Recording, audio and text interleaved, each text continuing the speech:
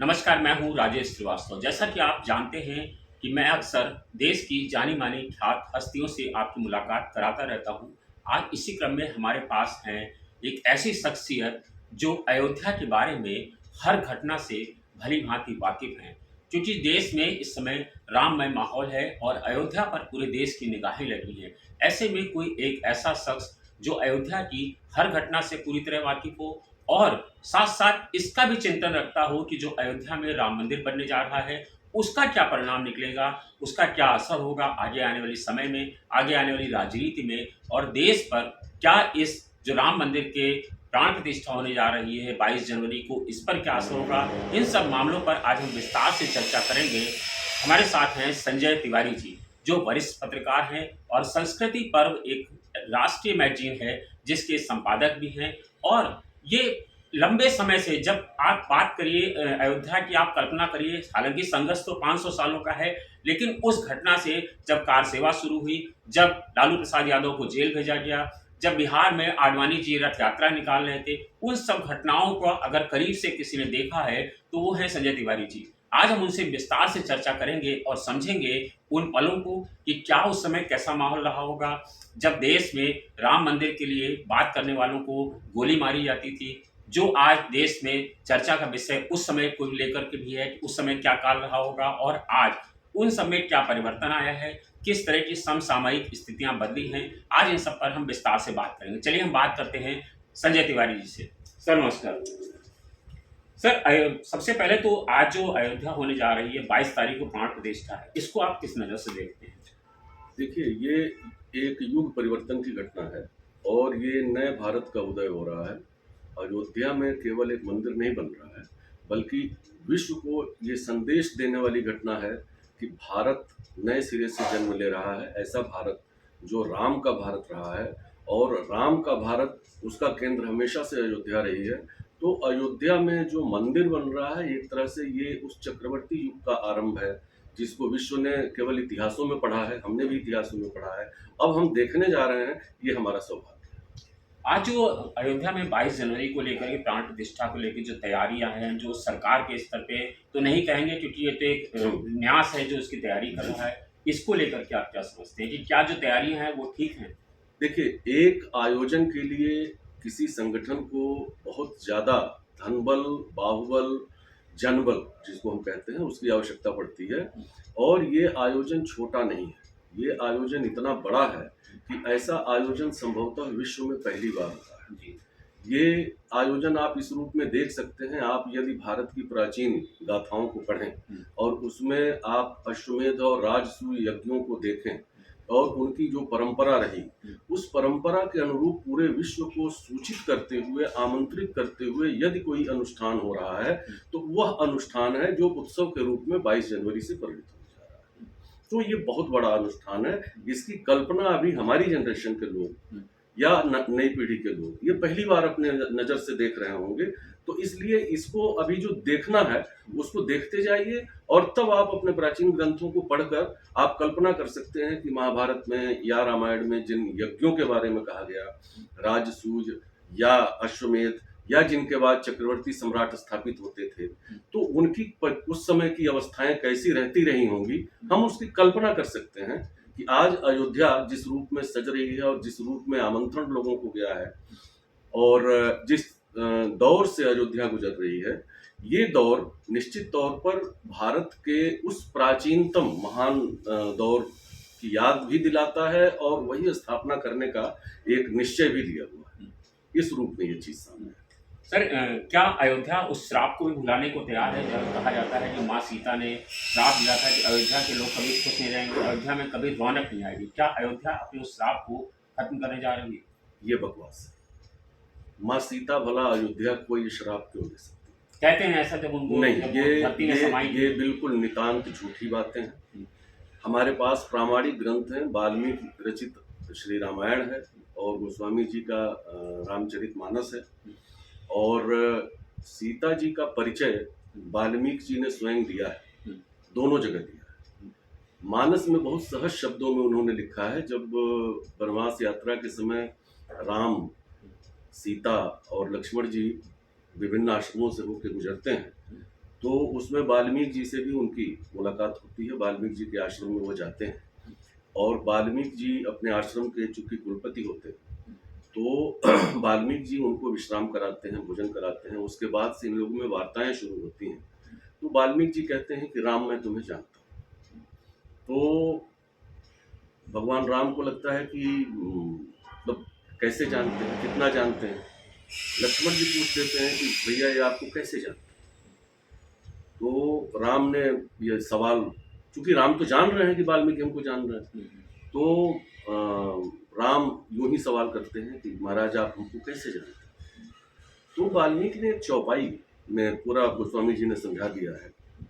राम, सीता दोनों की परिभाषा वहाँ पे गोस्वामी जी लिख देते हैं वाल्मीकि जी के शब्दों में। वाल्मीकि जी कहते हैं, श्रुति सेतु पालक राम तुम जगदीश माता जानकी, जो सृजति जग पालती हरति रुख पाई कृपा निधान।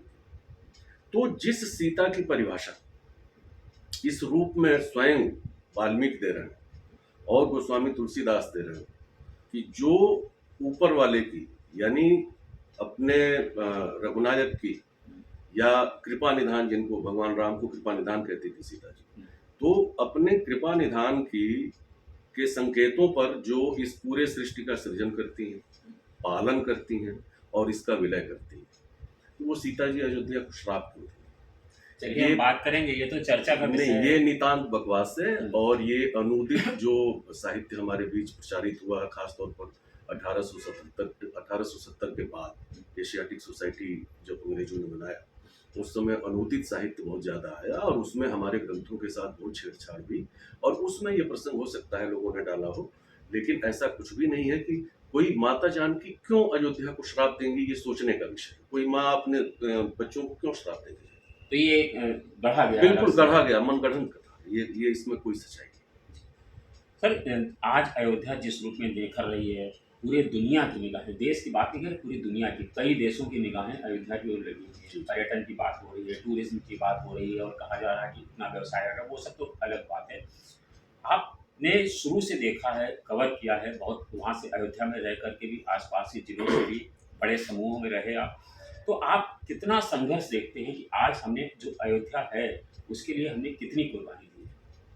देखिए, अब तो ये इतिहास सामने आ गया है कि 1528 वह समय था जब अयोध्या को विधिवत तोड़ा गया। औरंगजेब का शासन, बाबर का शासन रहा और पूरी तौर पर अयोध्या को तहस-नहस कर दिया गया, तोड़ दिया गया। 1528 इतिहास वहाँ बिल्कुल क्लियर है, कहीं कोई कंफ्यूजन नहीं।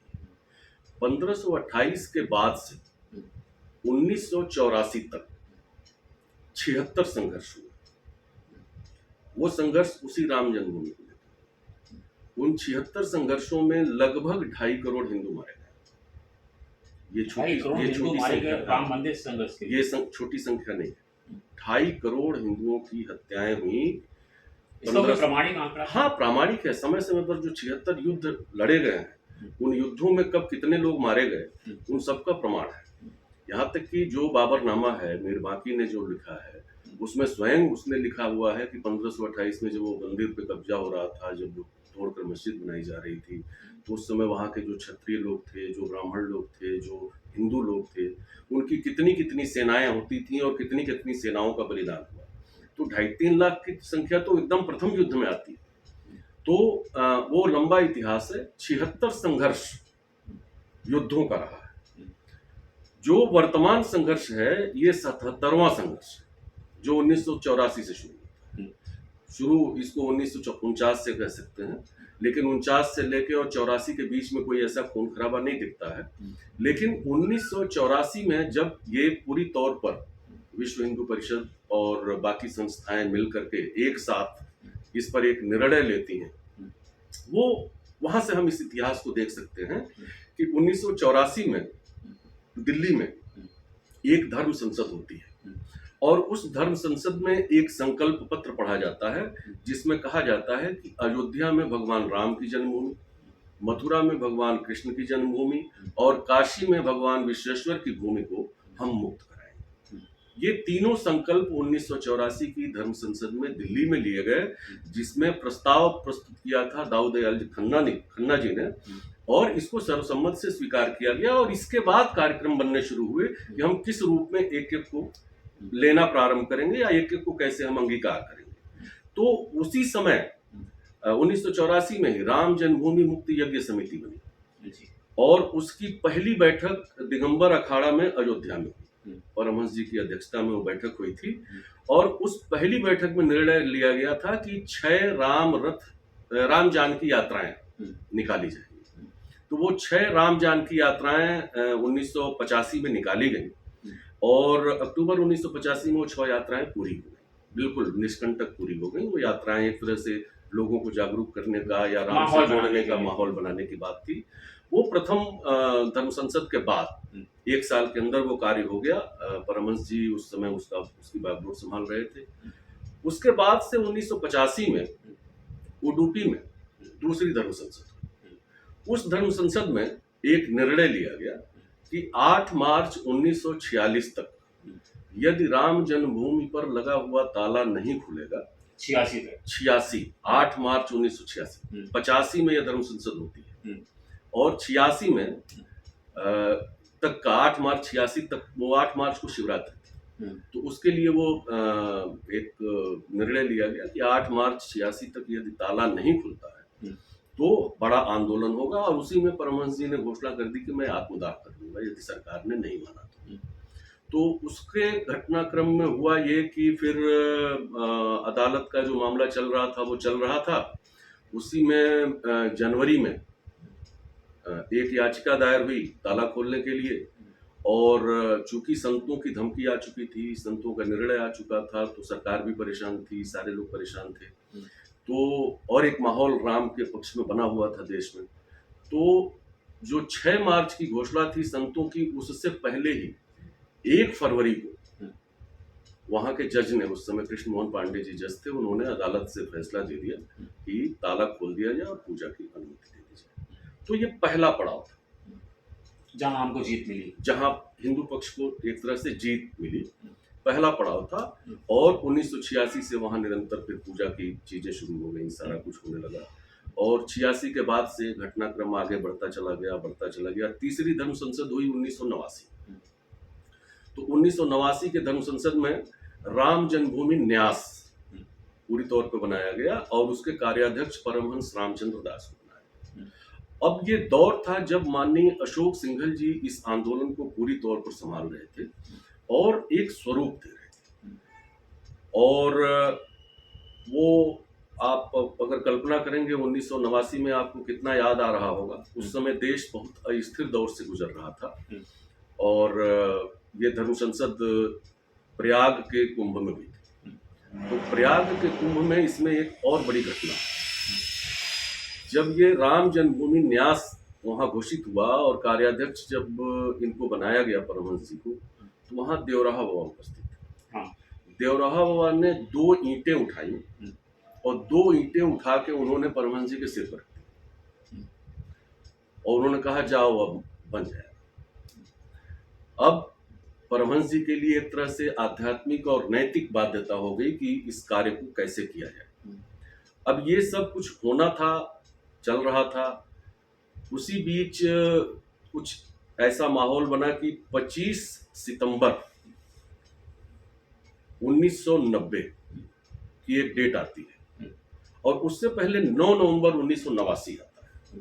तो 9 नवंबर 1989 को धर्म संसद चूंकि हो चुकी थी, 89 में ईंटें आ चुकी थी, तो 9 नवंबर 1989 को एक प्रतीकात्मक शिलान्यास मंदिर का परमहंस जी और संतों ने, और सारे उस समय सारे बड़े बड़े संत थे, वामदेव जी थे, सब लोग, तो सभी लोग जुटे और वहां एक प्रतीकात्मक शिलान्यास हो गया।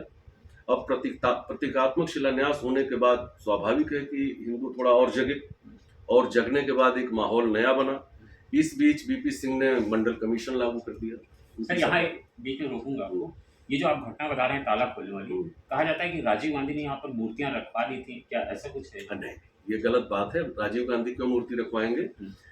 ताला देखिए, मूर्तियां 1949 में वहां प्रकट हुई थी। जो मूर्ति का प्रकरण है वो 1949 में मूर्ति का प्राकट्य होता है। अब वो किसने रखा या रखा कि स्वतः प्रकट हुई, ये हम नहीं कह सकते, इसके बारे में हम कुछ नहीं कह सकते, लेकिन मूर्ति वहां मिली 1949 में।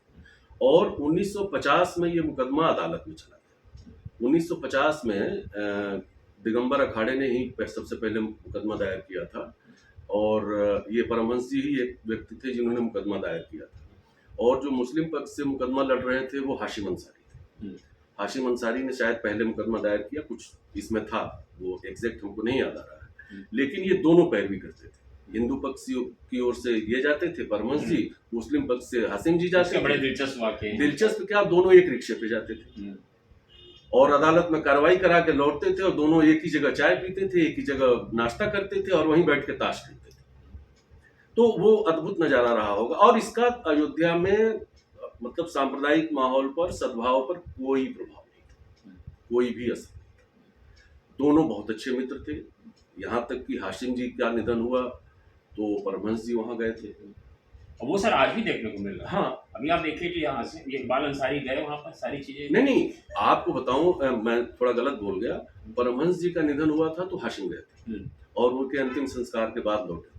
और इकबाल से आज भी संतों का वहां बहुत अच्छा रिश्ता है, बहुत अच्छा। अभी देखिए उनको निमंत्रण भी दिया गया। हाँ, सारी चीजें। और इकबाल मानते हैं कि ये ठीक है, एक पैतृक विवाद था, जमीन का विवाद था, वो खत्म हो गया और हम लोग अपना इसका सौहार्द क्यों बिगाड़ने हैं।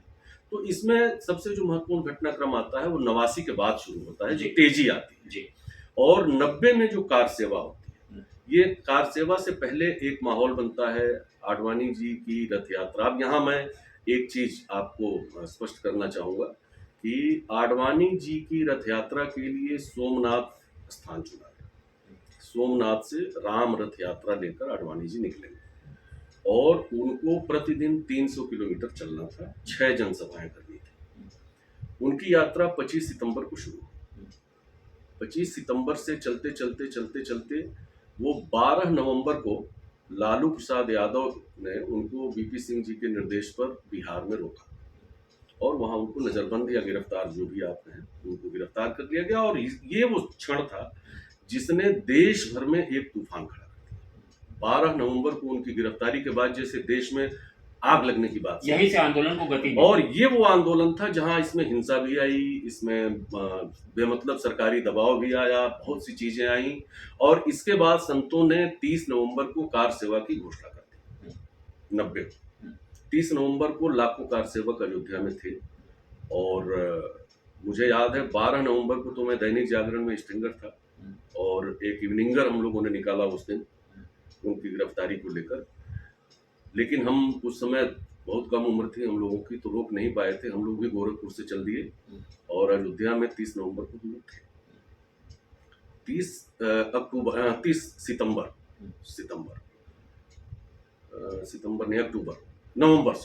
30 नवंबर को हम लोग थे। और वो ऐसी घटनाएं होती चली गई कि अक्टूबर आते आते बहुत खराब स्थिति हो गई। और अक्टूबर के बाद 2 नवंबर का गोलीकांड तो सबको याद होगा, जिस गोलीकांड में कहा जाता था कि सरजू का पानी लाल हो गया। तो कितने लोग मारे गए इसके बारे में कोई आंकड़ा हम लोग नहीं दे पाएंगे। सरकारी आंकड़े जो बताते हैं कि 50 लोग मारे गए, कहीं बताते हैं 2000 लोग मारे गए, कहीं लिखा हुआ है कि हजारों लोग मारे गए। लेकिन वहां से इस आंदोलन ने बिल्कुल तूल पकड़ लिया। मुलायम सिंह यादव जी की मेरे ख्याल से सरकार थी उत्तर प्रदेश में, और वो जब दौर 1990 का बीता तो इस आंदोलन को लगा जैसे एकदम पंख लग गए हों। जो भारतीय जनता पार्टी केवल 2 सीटों पर पहले हुआ करती थी, वो 86 सीट पे आ चुकी थी, 88 सीट पे आ चुकी थी संसद में, और बहुत बड़ा परिवर्तन आया। ये खुली मंजर जो अक्टूबर नवंबर का है ये बहुत जबरदस्त है। और वहां से इस आंदोलन को लगा कि अब तो जो होना है हो ही जाना चाहिए। और इसी के बाद एक धर्म संसद हुई 1992 में, तीसरी धर्म संसद दिल्ली में। और 1992 तब तक माहौल एकदम गर्म हो चुका था। तो 1992 की अक्टूबर 1992 इस धर्म संसद में बिल्कुल ऐलान कर दिया गया कि 6 दिसंबर को हम कार सेवा करेंगे। और 6 दिसंबर की कार सेवा के लिए देश भर से कार सेवक बुलाए गए। अयोध्या में तिल रखने की जगह नहीं थी। संयोग से उस समय लखनऊ और गोरखपुर से प्रकाशित होने वाले एक दैनिक अखबार में मैं था, तो इस रूट को मैं समझता था। लखनऊ से जो हमारी टीम गई थी उसका फोटोग्राफर उसमें चोटिल हो गया बहुत बुरी तरह से, उसका जबड़ा वबड़ा सभी टूट चुका था।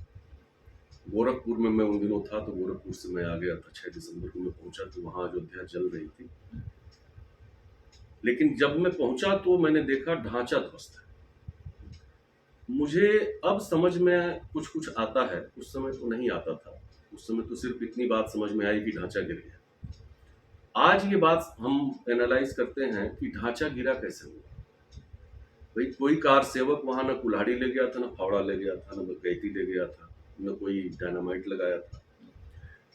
ये हम लोगों ने देखा कि ढांचे के चारों तरफ गड्ढे खुदे हुए थे, पानी भरा हुआ था। तो उसके बारे में सरकारी बयान में ये आता है कि लोगों को जाने से रोकने के लिए वो व्यवस्था की गई थी कि ताकि लोग ढांचे तक ना पहुंचे। लेकिन अब ये समझ में आता है कि अगर केवल वो व्यवस्था की गई थी तो उतनी भारी बिल्डिंग गिरी होगी, मोटी मोटी दीवारें 48 इंच की, और गिरने के बाद भी जो प्रतिमाएं थी, रामलला की जो प्रतिमाएं थी, वो सुरक्षित कैसे रह गई? ढांचा गिरा तो प्रतिमाएं सुरक्षित कैसे रह गई? हाँ, सही बात है। पहली बात। दूसरी बात ये कि ढांचा गिरने के 3 घंटे के भीतर वहां बालू भी आ गया, सीमेंट भी आ गया, चबूतरा भी बन गया, वो घेर भी दिया गया सब गुलाबी रंग व्यवस्था के पहले से तिरपाल थी। से। इसका मतलब कि इसमें केवल कार सेवा नहीं थी, इसमें कुछ और भी था। एक बार माननीय अशोक सिंघल जी ने बयान दे दिया था, जब लिब्रान आयोग ने उनसे पूछा था तो उन्होंने कहा हमने थोड़े गिराया, ढांचा तो डायनामाइट से गिरा था। तो अब मैं सोचता हूँ, उस समय लोगों ने हंसी में ले लिया, लेकिन अब मैं सोचता हूँ कि ढांचा इतना हल्का तो नहीं था कि जिस पर लोग चढ़ जाएं और वो गिर जाए। और कार सेवक कोई वहां कुदाल लेके गया नहीं है, कुछ तोड़ने के लिए लेके गया नहीं है, छीनी हथौड़ी लेके गया नहीं है। क्या डायनामाइट लगाया गया? नहीं, कैसे गिरा वो मैं नहीं कह सकता, लेकिन वो जो पानी भरा हुआ था चारों तरफ, तो हो सकता है पुरानी बिल्डिंग थी, पानी नींव के चारों तरफ फैला हो और ऊपर लोग चढ़े हों और वो धंस गई। इतना आसान तो नहीं था फिलहाल। नहीं, हो सकता है, कुछ भी हो सकता है। लेकिन मुझे उसके बाद के दृश्य पर अब मैं एनालाइज करता हूं कि अगर ढांचा गिर भी गया, मान लीजिए तोड़ ही दिया किसी ने, लोगों ने ही तोड़ दिया, तो ढांचा तोड़ते समय ये किसी को थोड़ा होश है कि यहाँ से ये सामान निकाल लो, यहाँ से ये सामान निकाल लो। यानी प्रतिमाओं को किसी ने निकाला होगा, पूजा की पूरी सामग्री निकाली गई और सारी वही सामग्री ढांचा टूटते ही वहां बरामद तो उपस्थित हो गई। वहां चबूतरा भी बन गया, बल्लियां भी गड़ गई, त्रिपाल से चारों तरफ ढक भी दिया गया। अगर आप उस दिन का फुटेज देखें, तब तो बहुत कम चैनल थे, दूरदर्शन के पास होगा या किसी और एजेंसी के पास हो सकता है, कि ढांचा गिरने के 3-4 घंटे के अंदर वहां पर पूजा की पूरी व्यवस्था हो गई और पूजा बाधित नहीं हुई, शाम की आरती हुई। तो मतलब 6 दिसंबर 1992 ये दिन कभी भूला नहीं जा सकता है। और मैं वो दृश्य मुझे याद आ रहा है अभी भी कि मैं शाम को पहुंचा। लोग बता रहे थे कि जब उस समय घटना हुई तो अयोध्या के सारे लोग जो थे वो लोगों को कंट्रोल करने में लगे थे, लेकिन अशोक सिंघल ऐसे थे जो पूरे नेतृत्व कर रहे थे, वो कह रहे थे नहीं आज इसको गिराना ही गिराना था। ऐसा नहीं, ऐसा कुछ भी नहीं था। देखिए, उस समय आपको तस्वीरें दिखेंगी ढांचा गिर जाने के बाद का, उमा भारती जी डॉक्टर मुरली मनोहर जोशी जी के कंधे बैठी, ये तस्वीर बहुत वायरल हुई। माननीय अशोक सिंघल जी भी युवा थे, आडवाणी जी वहाँ उपस्थित थे, डॉक्टर मुरली मनोहर जोशी थे, और भी ढेर सारे बड़े बड़े लोग थे। बजरंग दल जो संभाल रहे थे, विनय कटियार जी वो थे, साध्वी रितंबरा जी थी, अयोध्या के सारे संत थे। इस समय जो देश भर में बड़े बड़े संत हैं, उस समय उनकी उम्र कम रही होगी, वो अपने गुरुओं के आदेश पर गुरुओं के साथ वहाँ आए रहे होंगे। जो भारतीय जनता पार्टी में लोग हैं या जो हिंदू लीडर्स हैं वो भी वहाँ रहे होंगे। अब उन सारे चेहरों को तो पकड़ना बड़ा मुश्किल है। लिब्रान आयोग ने 68 लोगों को इसमें मुजरिम बनाया था, 68 नाम थे। तो कल्याण सिंह जी तो मुख्यमंत्री थे, वो तो लखनऊ में बैठे हुए थे, उनका भी लेकिन बहुत योगदान था। कल्याण सिंह जी का योगदान ये सबसे बड़ा था कि कल्याण सिंह जी ने गोली नहीं चलाई। अगर वो चाहते तो सर लोग कहते हैं कि रोक सकते थे, लेकिन उन्होंने पूरी कोशिश की। नहीं, रोका तो नहीं जा सकता था। रोका इसलिए नहीं जा सकता था कि जो लोग मतलब 1949 के घटनाक्रम के बाद 92 6 दिसंबर तक नहीं, लोग बता रहे हैं उस समय बैठक चल रही थी और डीजीपी वहां से दौड़ते हुए आए और कहने लगे मुझे गोली चलाने का आदेश दिए, लेकिन कल्याण सिंह ने कहा हम गोली चलाने का आदेश नहीं देंगे, जो हो रहा है उसको होने दीजिए। कल्याण सिंह जी ने क्या कहा होगा ये हम लोग तो नहीं कह सकते, लेकिन कल्याण सिंह जी ने बाद में स्वयं कहा था कि हमने कहा था कि गोली नहीं चलेगी चाहे जो हो जाए। हाँ, उन्होंने कहा ये बात। गोली नहीं चलेगी चाहे जो हो जाए। तो इसमें कोई दो राय नहीं है कि कल्याण सिंह जी भी उसी विचारधारा और उसी मानसिकता से बड़े हुए थे जिस मानसिकता ने राम को कटघरे में देखा था, जिस मानसिकता ने राम को अपने स्थान पर नहीं देखा था। राम एक ऐसा शब्द है, अगर केवल उनकी मूर्ति हटा दीजिए, आज जो आप कह रहे हैं ना कि राममय माहौल हो गया है, आप इससे अंदाजा लगाइए कि ओशो रजनीश जैसा आदमी जो बिल्कुल नास्तिक, लेकिन वो भी इस बात को कहता है, बार बार कहता है कि ये भारत की शक्ति है कि चलते हुए अजनबी को भी यहां लोग राम राम करते हैं। और राम राम करने का मतलब ये होता है कि अगले में भी राम है, मेरे में भी राम है, हम उसे प्रणाम कर रहे हैं, वो हमें प्रणाम कर रहा है। तो इस राम के शक्ति को, इस राम की आस्था को कल्याण सिंह जी वहीं से निकले हुए व्यक्ति थे ना, वो भी तो जमीन से उठे हुए व्यक्ति थे, स्वयंसेवक थे। तो उन्होंने उस चीज को रोका। इसमें इसको स्वीकार करने में कोई दिक्कत नहीं है कि कल्याण सिंह के अलावा कोई दूसरा मुख्यमंत्री होता तो हो सकता है वहां गोली चलती, हो सकता है वो ढांचा न गिर पाता, हो सकता है कुछ और होता, लेकिन वो नहीं हुआ। और कल्याण सिंह माइलस्टोन साबित कर गए, बना गए, ढांचा गिर गया, और ढांचा गिरने के बाद ढेर सारा आक्रोश लोगों के मन का समाप्त। इसीलिए आप याद करिए ना कि 1991 में चुनाव होते और उसमें भारतीय जनता पार्टी की सरकार में नहीं आती, उत्तर प्रदेश में भी नहीं आती। तो यानी राजनीति नहीं थी, आस्था की बात थी। लोगों का आक्रोश आस्था को लेकर था, और उस आस्था का के पीछे कारण ये था कि हमारे देश में जो उस समय के लोग थे, तथाकथित सेकुलर जिनको कह सकते हैं, या जो सत्ता में रहने वाले लोग हैं, वो एक विशेष प्रकार के तुष्टिकरण पे काम कर रहे थे। मतलब हिंदू है तो उसका काम नहीं होना चाहिए, हिंदुत्व का कोई काम नहीं होना चाहिए। आप ये बताइए, मैं अभी मतलब इसी से जुड़ा हुआ एक सवाल मैं ही आपसे पूछ देता हूँ कि सरकारें तो सबकी थी। अयोध्या में ठीक है वो जमीन विवादित थी, वो ढांचा विवादित था। अयोध्या में आपको एयरपोर्ट बनाने से किसने रोक दिया था? अयोध्या में आपको सड़क बनाने से किसने रोक दिया था? अयोध्या में आपको शौचालय बनाने से किसने रोक दिया था? अयोध्या का विकास करने से आपको किसने रोक दिया था? और ये काशी पर भी लागू होता है, मथुरा पर भी लागू होता है कि जितने भी हमारे नैमिषारण्य है आपके बगल में, वहां पे भी लागू होता है कि हिंदू तीर्थ स्थलों पर आप जाते थे और आपको पैर रखने की जगह नहीं होती थी, वॉशरूम जाना है तो नहीं है, बदबू, कीचड़, दुर्गंध। बनारस की गलियां याद करिए, काशी कॉरिडोर से पहले की। अयोध्या आज जो उभर रही है, ये बिना किसी विवाद के भी इसको उभारा जा सकता था, दृष्टि चाहिए होती थी ना। आप तो इसलिए उधर नजर नहीं डालते थे कि अरे अयोध्या हिंदुओं का कौन पूछ रहा है।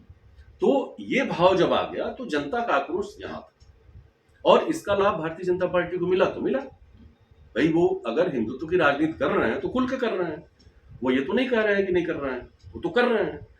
सर, आपने संघर्ष की गाथा बताई कि कैसे ढांचा गिराया गया, कैसे इसकी रणनीति बनी, कैसे कैसे आप बता रहे हैं 1589 से लेकर के 1992 तक आपने घटना बहुत संक्षेप में बता दी। इसके पीछे संगठन थे, सारी चीज़ें, क्या संघ की भी कोई भूमिका रही? कि अब जो मैं जो सवाल आपसे पूछने जा रहा हूँ, आज जो स्थिति है, अभी मेरी सुबह बात हो रही थी अयोध्या में, तो ये कहा जा रहा है कि जो संघ जो है, जिसको ये निर्माण का कार्य मिला है और आगे का काम मिला है, वो जो है संघ जो है अब संघ को आगे कर रहा है, भीड़ को पीछे किया जा रहा है, भाजपा को भी क्रेडिट लेने से पीछे किया जा रहा है। संघ चाहता है कि वो क्रेडिट पूरा का पूरा इसको मिले, संघ को। और उन्होंने इस चक्कर में परसों एक बयान भी दिया है और कहा है चंपत राय जी ने, और कहा कि जो संघ की जो गुरु गोलवलकर थे, उन्होंने महाराष्ट्र से राम मंदिर आंदोलन की शुरुआत की थी, न कि महंत अवैधनाथ। देखिए, महंत अवैधनाथ जी ने तो आंदोलन की शुरुआत नहीं की थी, इसमें कोई संशय लेकिन उसमें उनका बड़ा योगदान नहीं। योगदान ये है कि 2002 में जब चेतावनी संघ यात्रा शुरू हुई, नई दिल्ली में 27 जनवरी को प्रधानमंत्री से मिलने की बात हुई, और परमहंस जी ने एक संकल्प ले रखा था कि राम मंदिर के लिए जब तक चीजें पूरी नहीं हो जाती हैं तब तक वो 108 यज्ञों का उन्होंने एक संकल्प लिया था, जिसको राम जन्मभूमि मुक्त यज्ञ समिति के माध्यम से कराया जाता था। और 2002 में परमहंस जी ने उस श्री राम जन्मभूमि मुक्त यज्ञ समिति को, बल्कि 2000 में ही उन्होंने अवैधनाथ जी को उसका अध्यक्ष बना दिया था, राम जन्मभूमि मुक्ति यज्ञ समिति का। अच्छा। आप यहाँ ध्यान दीजिए, राम जन्मभूमि न्यास बना था जिसके अध्यक्ष परमहंस जी थे, वो बहुत पहले बना था 1984। राम जन्मभूमि मुक्ति यज्ञ समिति बाद में बनती है और उसका अध्यक्ष परमहंस जी ने नामित कर दिया अवैधनाथ जी। ठीक है, तो अवैधनाथ जी को इसलिए नामित किया गया कि गोरखपुर में उनका मठ है और गोरखपुर अयोध्या के बीच दूरी कम है और नाथ पंथ का दूसरा मठ जो है देवी पाटन में है। तो अवैधनाथ जी, दूसरी बात की अवैधनाथ जी उस समय सामाजिक समरसता के लिए काम कर रहे थे। वो दक्षिण भारत में खासतौर पर छुआछूत को लेकर के एक आंदोलन चला था और उस आंदोलन में अवैधनाथ जी बहुत गहरे से जुड़े हुए थे और उसका परिणाम ये हुआ कि अवैधनाथ जी भारतीय जनता पार्टी के सपोर्ट पर, अपने अकेले भारतीय जनता पार्टी के सपोर्ट पर, टिकट पर नहीं सपोर्ट पर, वो पार्लियामेंट मेंबर बन गए। तो अवैधनाथ जी पूरी तौर पर एक तरह से समर्पण अपना दिखा रहे थे। उस समर्पण का असर था कि चूंकि भाई कोई भी आंदोलन चल रहा है, विपरीत सरकारें हैं, तो कार्यकर्ताओं को, स्वयंसेवकों को, कार सेवकों को, सबको रुकने, खाने पीने, रहने, उनके सपोर्ट की व्यवस्था कौन करे? कहीं से होना चाहिए ना, तो समाज से लेना था और समाज तब देता है जब सत्ता देखता है। यहाँ सत्ता तो थी नहीं। मैं आपसे जो सवाल पूछ रहा हूँ कि मैं वहीं आ रहा हूँ जी। ये आंदोलन, ये सच है कि 1949 से चल रहा है, ये सच है कि अदालत में चल रहा है, लेकिन आंदोलन को गति नहीं मिलती यदि 1984 में धर्म संसद के साथ राष्ट्रीय स्वयंसेवक संघ ने अपनी पूरी ताकत न झोंकी। राष्ट्रीय स्वयंसेवक संघ का संगठन बहुत बड़ा है और उस संगठन ने अपने एक सबसे तेजस्वी स्वयंसेवक माननीय अशोक सिंघल जी को सिर्फ इस कार्य के लिए सौंप दिया। अशोक सिंघल जी कोई सामान्य स्वयंसेवक नहीं थे, कानपुर में प्रांत प्रचारक रहे हैं, प्रांत प्रचारक थे उस समय। तो माननीय अशोक सिंघल जी अगर विश्व हिंदू परिषद के इस प्रकल्प को संभालने के लिए अगर उनको छोड़ा है संगठन ने, तो जाहिर सी बात है कि संगठन जितनी आवश्यकता जब रही उतना बल देता रहा। आज लगता है उसको कि ज्यादा बल की आवश्यकता है तो वो ज्यादा बल दे रहा है, क्योंकि ये संघर्ष अभी ऐसा नहीं है कि राम मंदिर बन गया और हमारा संघर्ष समाप्त हो गया। ऐसा नहीं होता है। हमेशा जब भी आप आस्था के संघर्ष करते हैं तो उतनी ही ताकत अनास्था के लोग भी लगाते हैं। ये एकदम प्रकृति का सिद्धांत है। तो आस्था अभी प्रफुल्लित हो रही है, लेकिन बीच बीच में आप तो मीडिया में हैं, आप जान रहे होंगे कि कैसे अनास्था के लोग इसी में खड़े हो जा रहे हैं। कुछ ऐसे लोग कहने लग रहे हैं कि हम वहां ताली बजाने क्यों जाएंगे। अरे भाई, ताली बजाने कौन बुला रहा है? ताली बजा, ये सवाल है, पूछा जाना चाहिए लोगों से जो अपने को बड़े आचार्य या बड़ी पीठों की बातें कर रहे हैं या सनातन की बातें कर रहे हैं। 1000 वर्ष तक भारत के सारे मंदिर तोड़े जाते हैं, सभी प्रमुख स्थान तोड़े जाते हैं, तब भी तो ये पीठें थी। कितना संघर्ष किया आपने। तो आरएसएस, जो आप अभी बात हो रही है कि आरएसएस अपने हाथ में ले रहा है, अपने हाथ में कर रहा है, आज से नहीं है, आरएसएस ही कर रहा है, इसको मुझे कहने में कोई संशय नहीं। आप यहां तक कि आडवाणी जी की राम रथ यात्रा, जो सबसे चर्चित यात्रा जिसमें आडवाणी जी को महानायक के रूप में देश ने देखा था, उस यात्रा में भी आरएसएस ने अपने उस समय के सबसे तेजस्वी स्वयंसेवक नरेंद्र दामोदर दास मोदी को लगाया था प्रबंधन के लिए। गोविंदाचार्य भी ऊपर से देख रहे थे संगठन मंत्री के नाते, लेकिन प्रबंधन पूरा नरेंद्र दामोदर दास मोदी कर रहे थे। कौन थे? राष्ट्रीय स्वयंसेवक संघ के स्वयंसेवक थे। संघ को भरोसा था कि ये व्यक्ति जिसको हमने चुना है, ये इस यात्रा को एक मुकाम तक ले जाएगा, व्यवस्थित करेगा, इसको अच्छे से संपादित करेगा। आप मोदी जी को प्रधानमंत्री के रूप में छोड़ दीजिए, भूल जाइए, मत याद करिए, लेकिन सनातन के लिए उनके जो कार्य, आप उसके लिए तो गिन तो लीजिए क्या क्या किया उन्होंने। मैं तो दावा करता हूं कि पिछले 1000 वर्षों में किसी शंकर पीठ ने ही ये काम कर दिया होता तो उसका नाम लेते हैं। आदि शंकराचार्य के नाम को लेकर आप बनाते रहेंगे। पीठें हमारे लिए पूज्य, हम कहीं उनके लिए गलत नहीं सोच सकते। सभी आचार्य हमारे लिए पूज्य, वो हमारा मतलब किसी की आलोचना भी करते हैं तब भी हम उनकी पूजा करते हैं। लेकिन एक अकेले नरेंद्र मोदी ने 2014 से 2024 के बीच भारत में सनातन के लगभग सभी प्रतीकों को स्थापित किया। शंकराचार्य की प्रतिमा भी उन्होंने ही बनवाई, केदार की गुफाएं उन्होंने बनवाई, केरल में आप जाके सर देखिए। अभी हम फोकस करते हैं अयोध्या पे। आपने संघर्ष की गाथा तो बताई, लेकिन जब मंदिर का निर्माण हो गया, अब मंदिर का निर्माण हो रहा है, विपक्ष कह रहा है कि ये अदालत से बना है, भाजपा कह रही है कि हमारे संघर्षों की देन है, संघ कह रहा है कि हमारे संघर्षों की देन है और हमने इसके लिए माहौल बनाया, फैसला भले अदालत से आया और अदालत से ना आता तो इसको कोई स्वीकार भी ना करता। सब लोगों ने अदालत के चलते उसको स्वीकार किया। आप इसके पीछे कितनी लड़ाई भारतीय जनता पार्टी की या नरेंद्र मोदी की, उनके संघर्षों की बात देख रहा हूँ, राम मंदिर के लिए कितना उनका योगदान भारतीय जनता पार्टी का मानते हैं? देखिए, ये पूरा योगदान संघ और संघ के आनुषंगिक संगठनों के रूप में भारतीय जनता पार्टी का है। इसको स्वीकार करने में कोई किसी को संशय नहीं होना चाहिए। अदालत में ये मामला था, अदालत के 5 जजों की बेंच ने सर्वसम्मति से फैसला दिया, फैसले पर किसी के हस्ताक्षर नहीं है। ये मान लिया गया कि ये अदालत का फैसला है और हम इसके लिए सबसे ज्यादा सहानुभूति और शुभेच्छा रखते हैं कि इस फैसले को मुस्लिम पक्ष ने भी माना। ठीक, जब भूमि के टुकड़े का विवाद था और भूमि पर ये मान लिया गया प्रामाणिक रूप से कि ये भूमि राम की जन्मभूमि है, तो फिर 5 एकड़ जमीन और देने की बात मुस्लिम समुदाय को क्यों की गई? इसीलिए की गई कि आपने एक ढांचा बनाया था, वो ढांचा यहाँ रहा होगा, अब नहीं है। आप भी, अगर हम संघर्ष कर रहे हैं तो आप भी संघर्ष कर रहे हैं, तो आप अपना काम कर लीजिए, 5 एकड़ लीजिए हमसे और अपना जो बनाना है बना लीजिए, लेकिन ये जगह छोड़ दीजिए, ये हमारी पवित्र राम जन्मभूमि है और हमको यहाँ काम करने दीजिए। उन्होंने इसे स्वीकार किया और हम वहाँ राम मंदिर बना रहे हैं। निश्चित तौर पर नरेंद्र मोदी जैसा एक शख्सियत प्रधानमंत्री के रूप में न हो तो आज जो हम ये माहौल देख रहे हैं ये नहीं बना।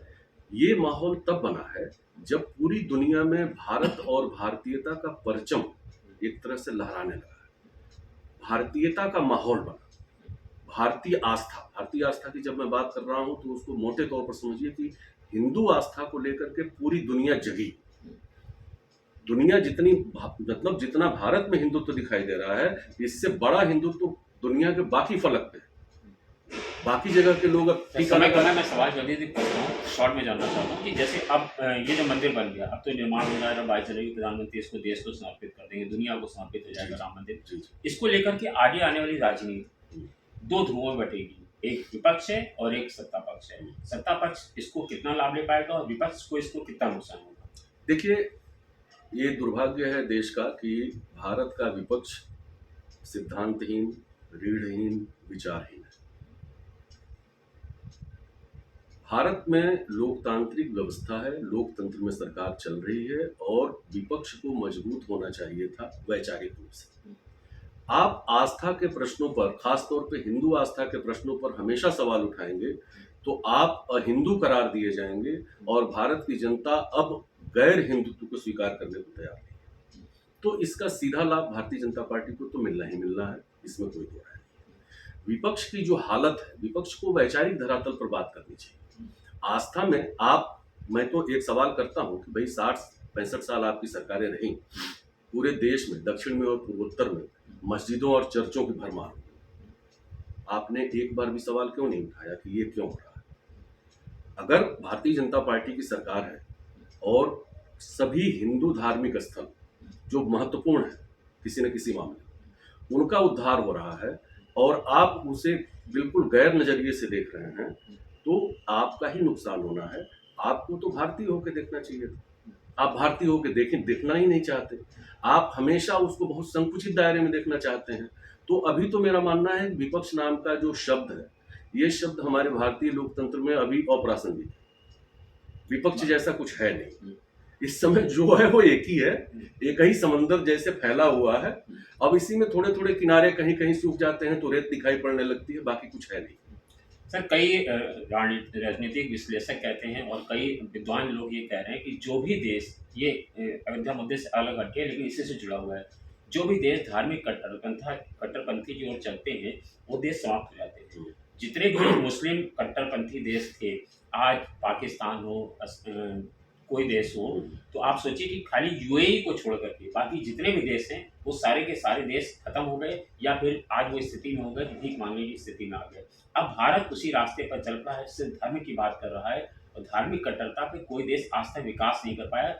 उसका एग्जाम्पल वो लोग ये देते हैं कि कोई मुस्लिम देश बता दीजिए जो बचा हो। जब पाकिस्तान आज़ाद हुआ था, तो 1965 तक पाकिस्तान की जो स्थिति थी और जीडीपी जो थी, वो 4.3 थी, जबकि भारत की उस समय 3% थी। यानी पाकिस्तान की स्थिति उस समय बहुत अच्छी थी, लेकिन जब से वो उनके यहाँ अयूब खान वगैरह आए और उन्होंने मुस्लिम कट्टरपंथी शुरू की, तब से वो देश पिछड़ता चला गया। भारत जब केवल हिंदू राष्ट्र था, हिंदू की जब मैं बात कर रहा हूँ तो इसलिए कर रहा हूँ कि आपकी ईसाइयत, आपका इस्लाम, यहूदी या जो बाकी पंथ हैं, बौद्ध, ये सभी 3000 साल के भीतर के लोग। उन 3000 वर्षों से पहले के भारत के बारे में यदि आपको जानकारी प्राप्त हो, तो आप पाएंगे कि भारत की जीडीपी विश्व की नंबर 1 थी। और तब यहाँ कोई इस्लाम नहीं था, कोई ईसाइयत नहीं थी, कोई यहूदी नहीं होता था, कोई पारसी नहीं होता था, कोई बौद्ध नहीं होता था। केवल एक नहीं, तब सरकारें भी तो नहीं थी, छोटे छोटे राज्य हुआ करते थे सर। नहीं तो भारत की बात आप कैसे कर सकते हैं? ये गलत इतिहास जानकारी है। हमारी सरकारें होती थी, नहीं तो राजा होते थे नहीं, ना। चक्रवर्ती राजा होते थे। चक्रवर्ती राजा उसको कहते हैं कि जिसका साम्राज्य पूरे क्षेत्र पर हो और छोटे छोटे राजा व्यवस्थाएं देखते हैं। जैसे हमारे यहाँ राज्य बटा हुआ है, हम संघ गण राज्य है ना, तो राज्यों की जैसे व्यवस्था है, मुख्यमंत्री लोग सारे राज्य देखते हैं, लेकिन प्रधानमंत्री हमारा है। तो वो व्यवस्था हमारे यहाँ थी, चक्रवर्ती की व्यवस्था थी। एक चक्रवर्ती के अधीन पूरा साम्राज्य होता था। राजा लोग होते थे जो अपनी व्यवस्थाएं देखते थे, वो टैक्सेस देते थे, वो व्यवसाय करते थे, सारी चीजें होती थी। लेकिन उस समय चूंकि ये पंथ पैदा नहीं हुए थे, उगे नहीं थे, इन सभी पंथों का अभ्युदय ही राजनीतिक रूप से हुआ। चाहे इस्लाम हो, चाहे ईसाइयत हो, चाहे भाई ईसा मसीह आया था तो उसने थोड़ा कहा था।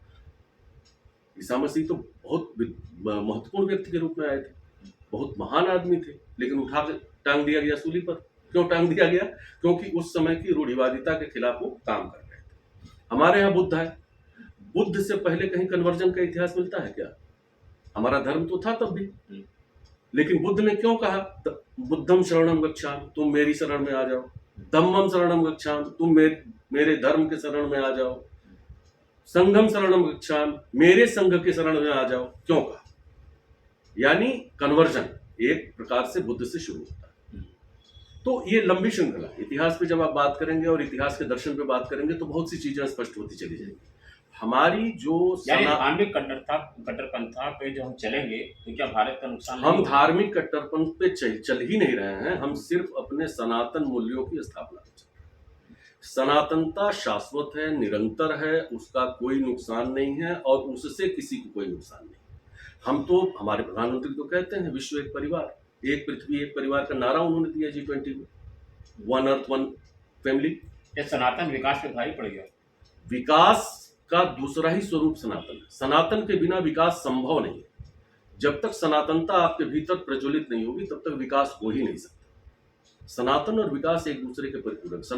सनातन की दूसरे धर्म को विकास के लिए आप क्या मानते हैं? दूसरे धर्म नहीं है, पहली बात, धर्म एक ही है जो सनातन। दूसरे पंथ, उन पंथों की विचारधाराएं होती हैं और वो लिमिटेड, वो किसी किताब, किसी बंदिश, किसी चीजों के सहारे चलती है। आप हमारे यहाँ मान लीजिए आप राजेश श्रीवास्तव, आप श्रीवास्तव लिख रहे हैं, आप यज्ञोपवीत पहनते हो ना पहनते हो, आप शाकाहारी हो मांसाहारी हो, लेकिन आप स्वयं को कहते हैं कि हाँ मैं सनातनी हूं तो हूं। हमारे यहाँ विश्व बंधुत्व की बात की जा रही है, हमारे यहाँ प्राणियों में सद्भाव की बात होती है, हमारे यहाँ मनुष्यों में सद्भाव की बात नहीं होती है। हम ह्यूमैनिटी की बात नहीं करते हैं, हम प्राणी मात्र में सद्भावना की बात करते हैं। आप जब पश्चिम की ह्यूमैनिटी की बात करते हैं तो आप ह्यूमन रेस को अलग कर देते हैं, बाकी पूरी जब दूसरे देश जो इस्लामीकरण की तरफ चढ़े तो वो क्यों खत्म हो गए? इसीलिए खत्म हो गए ना कि वो इस्लाम कट्टर है, वो एक राजनीति है। आप ये देखिए ना कि जो पूर्ण इस्लाम है, यानी अगर हम अपने सनातन धर्म चलेंगे तो किसी को कहीं नुकसान नहीं है। आप ये बताइए, हमने कभी साम्राज्यवाद की नीति तो नहीं अपनाई ना। नहीं। हमारे यहाँ तो आप इतिहास उठा के देख लीजिए कि जब मोहम्मद साहब जीवित थे। 629 में भारत में पहली मस्जिद बनती है दक्षिण भारत में। जमीन कौन देता है? विजयनगर साम्राज्य दे रहा है। विजयनगर, वो एक्चुअली विद्यानगर साम्राज्य है वो, लेकिन विजयनगर हम मान लेते हैं, विजयनगर साम्राज्य देता है। आप ये सोचिए, अगर हमारे में कट्टरपन होता तो हम आपको मस्जिद बनाने के लिए जमीन क्यों देते? और हम जब आपको मस्जिद बनाने की जमीन दे रहे थे तो आप हमारे शिवालय क्यों तोड़ने लगे? आप हमारे मंदिर क्यों तोड़ने लगे? इसका मतलब कि आप आए ही हैं तोड़ने के लिए, लूटपाट करने के लिए, हमको बदलने के लिए। ये हमारी शाश्वतता है कि हम शाश्वत बचे हुए हैं, और ये हमारा सौभाग्य है कि हमारे पास इस समय ऐसा नेतृत्व है जो हमारे उस पुरातन चीजों को लेके आ रहा है। हम 1000 साल बाद भारत को विकसित होते हुए देख रहे हैं। हम 1000 साल बाद भारत को उसकी सनातन यात्रा की तरफ बढ़ते हुए देख रहे हैं, और हम ही नहीं देख रहे हैं, पूरी दुनिया बहुत आश्चर्य से हमको देख रही है कि 10 साल में इतना परिवर्तन हो सकता है क्या?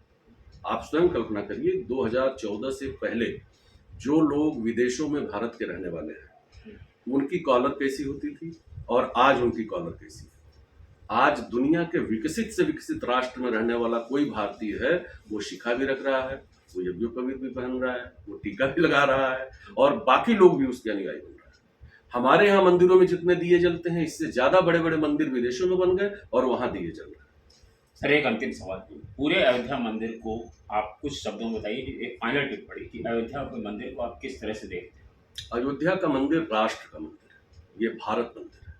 ये भारत के भाल पर एक तिलक हो रहा है। ये उस राम की स्थापना हो रही है जिस राम की बदौलत ये पूरी सृष्टि चल रही है। इसमें सृष्टि का कोई दुश्मन नहीं है, राम सबके हैं। इसीलिए गोस्वामी जी ने लिखा ना, सीय राम मैं सब जग जानी।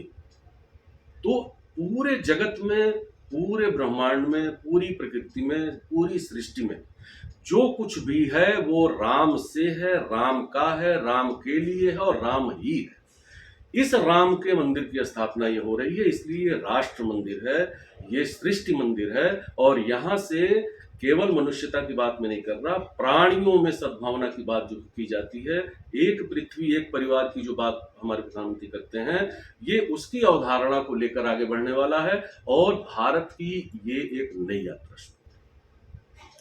तो देखिए, ये हैं हमारे साथ संजय तिवारी जी, जिन्होंने आपको विस्तार से बताया, शायद इतना एक जगह पर आपको सुनने को ना मिले, ये संघर्ष गाथा, यानी 1589 से लेकर के और आज 2024 तक जब आने आ गया है, तो तब तक की यात्रा कितनी संघर्ष में रही, हमने क्या उतार चढ़ाव देखे, क्या मंजर था जब बाबरी मस्जिद का विवादित ढांचा गिराया गया, और कैसे कैसे इस मंदिर को लेकर के हम लोग यहाँ तक आए हैं, और जब मंदिर हो रही है तो उसका क्या परिणाम देखने को मिलेगा, ये भी सब आपने विस्तार से जाना। आप इस पर क्या राय रखते हैं? अपनी राय कमेंट्स बॉक्स में जरूर लिखिएगा।